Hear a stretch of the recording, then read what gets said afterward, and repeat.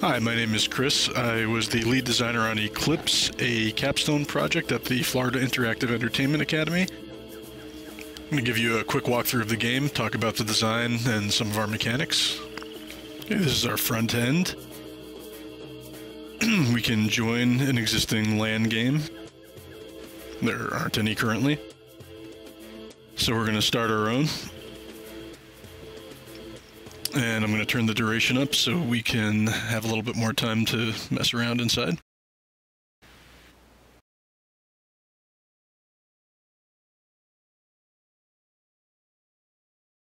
Okay, Eclipse is a game of warring tribes, the Moon Tribe and the Sun Tribe. I'm going to start off as the Sun Tribe. We have three models, a hunter, a shaman, and a trapper. They play the same, but they are visually different. So I'm just going to launch into game. Okay, we're in the Sun Tribe area. It's a bit more open than the Moon Tribe area. In the background you see the lion. That's a manifestation of their deity, the sun. The statue serves as a respawn point that players can go to as spirits to regain their bodies when they're killed in combat. So we have kind of a Central American feeling to that part of the map. Our artists drew inspiration from Machu Picchu and Aztec cities. One of our key core mechanics is the dichotomy between the sun and the moon and light and dark. So as you can see, as the Sun Tribe, when I enter enemy territory, territory controlled by the Moon Tribe, I have trouble seeing, my vision is obscured, and a shader has been applied to the that part of the map, making it more difficult to see. Just to give you a basis of comparison, as the Moon Tribe, that same area appears brightly lit.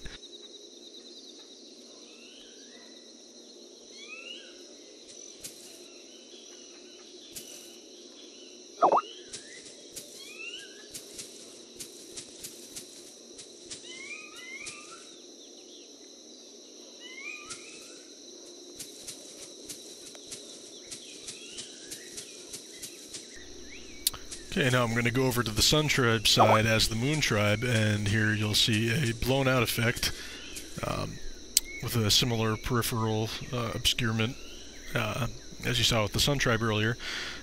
This is the area we saw earlier as the Sun Tribe with the lion statue.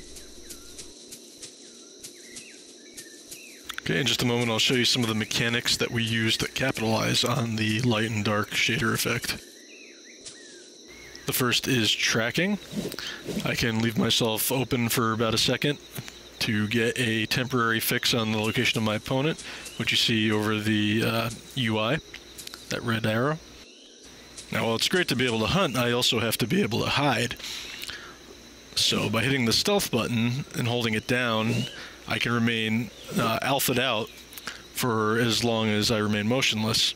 Now, I can still survey the surroundings, but I can't take any other actions. As you can imagine, hiding in your own territory gives you the advantage of the shader effect further obscuring your opponent's vision.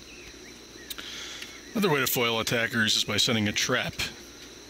Now, you have 3 traps per life, as indicated by the little bear trap icons in the corner. I'm going to set 2. Now, that leaves a texture that's pretty obvious when it's out in the open, but as you can see with the foliage, it's a lot harder to see. Enemies that step on the trap will be stunned for a few seconds. Now, the traps are really difficult to see in enemy territory, especially when concealed in the foliage. I have our Sun Tribe warrior actually standing right next to one, and you can barely see it at all.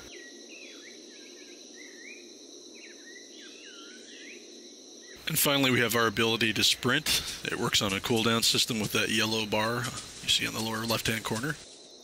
Okay, I'm going to talk about combat next. Now, we opted to go for something a little bit different, a directional combat system. Characters are vulnerable to one-hit kills from behind, represented by the red area on the UI in the lower left-hand corner. Now, I'm being hit in the gray area right now. I can take multiple hits to the gray area. However, each hit I take increases the size of the red area, my vulnerable area.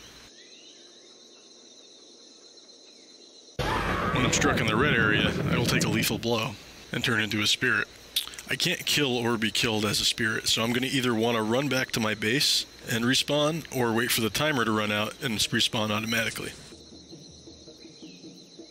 While spirits can't fight directly, they can still apply an additional penalty to an opponent's vision when they're in proximity of that opponent. When you have more kills than your opponent's team, you begin to push your light or dark area into your opponent's area. So right now, the Moon Tribe has more kills than the Sun Tribe. Now, as you can see, it's getting darker in the area I'm in as the Moon Tribe area begins to take over the Sun Tribe area. Once the dividing line has been pushed all the way back to my deity statue, my team will have lost the game.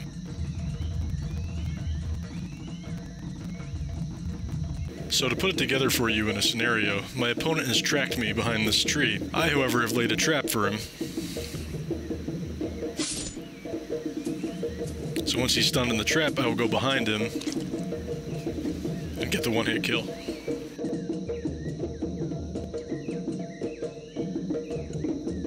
And that concludes our video. Please check out FIEA's website to find out more about FIEA's games, past and present.